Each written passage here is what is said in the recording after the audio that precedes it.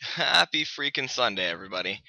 Xbox One has been out for exactly a month, starting today, and I figured I would do a video on where we are now. So, for the Xbox One, here's the home screen, which replaces the 360's dashboard. I actually really like it. It's got a nice Windows 8 feel to it. Everything's laid out really well. As you can see, here's my profile right here. And then you got your little hotbar of things that you would like to be doing. You can sign in using this little pin up here. Then you got the store, which obviously houses your games, music, and apps. And then you have your pins, which are just the things you like to do.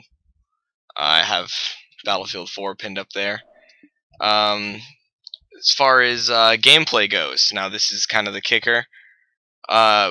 Certain games on the Xbox One compared to the PS4 will not run as graphically sound. For example, Call of Duty Ghosts is portrayed in 720p on the Xbox One, whereas on the PS4 it's in 1080p. This does little. It doesn't really feel that much different playing on both the consoles. It's only really evident in a game that would require much better graphics, for example, Battlefield 4, which I still can't tell the difference on Battlefield 4 either. However, some people do, so that's something to be wary of. I'm hoping that in the future, we're not going to have this problem with games running in 720p, because on next gen that is just inexcusable. As far as content on the Xbox One goes, we don't have a lot of stuff. A few games have come out after launch, such as Max, Curse of Brotherhood, and Peggle 2, those actually being the only games that have come out since post-launch. However, I have played Max, and I am really enjoying Max. It's really fun. Launch games have actually been really, really good. Forza is amazing. I'm completely blown away by how good Forza looks. Forza and Rise both are just stunning games. Stunning games. Let's see.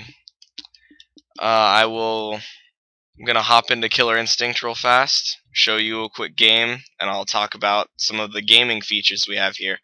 Starting with the controller. The controller is amazing. I am just in love with this controller. I've never used a controller that is better than this. The thumbsticks are a little smaller, which some people complain about, but me personally, I don't mind the smaller thumbsticks. The D-pad is amazing. For fighting games such as Killer Instinct, it really makes a big difference. It's not raised like the Xbox 360's was, and it's not all on that one little ball thing. They're more buttons now. They even click when you press them, just to show that how nice they feel. They just feel really nice. They feel really good, especially for you guys who love fighting games like I do. It feels really nice to use. The buttons are a little bit tighter placed, so you can get to them easier. The bumpers are my only complaint. The bumpers on the 360 were really nice. The bumpers on this are still nice, but they don't have that. They feel different they feel like a step back, if that makes any sense. The triggers, however, are just fantastic. I cannot say enough good things about the triggers. They lowered they're lower, if that makes any sense. They don't take as much force to press down, and they have that haptic feedback that Microsoft's been blabbering on and on about for a long time, but that actually does impact your game in a very big way. Now, essentially, whenever you're playing games, they have rumble packs, basically, in the rumble motors in the triggers. So now, if you're playing Battlefield and you're gonna shoot a sniper rifle, you don't just feel that kick in your palms. Now you'll also feel that in the tips of your fingers, which some people are like, oh, that doesn't seem like it would make that much of a difference. It really, really does. Like, it's insane going back and playing on a 360 and not having those triggers, and you're just like, you feel like something's wrong. You're just like, I missed those triggers, and you want to just hop back on your Xbox and start playing again. The Kinect, big improvement over Kinect 1. The navigation has been improved. It can detect motion much better, much better. Voice commands, obviously, everything's an improvement with the Kinect 2, and it should be, seeing as how all the consoles are coming with one, mandatory.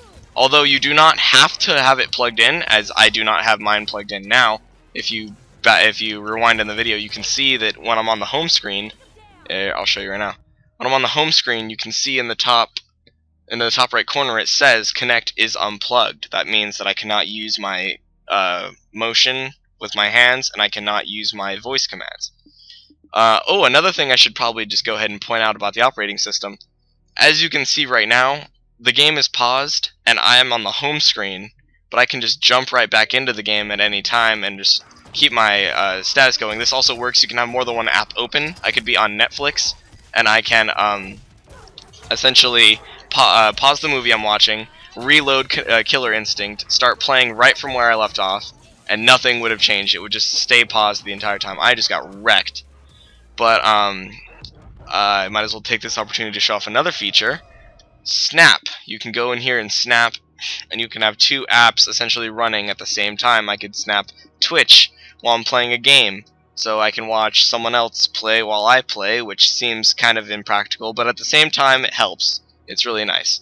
Netflix, Hulu, Skype is going to get support later on, which Skype is also really amazing to have on an Xbox. I can finally, when all my friends are on playing Starbound or something, I can be playing Battlefield 4 and Skyping with them. It really does help, and it is fantastic. I'm in love with it.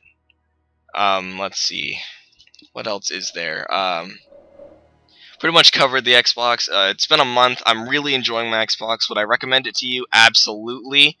They're kind of hard to find, but it truly is a next-gen experience, and I'm loving it. I'm loving the direction it's going, and I just can't wait to see what comes next.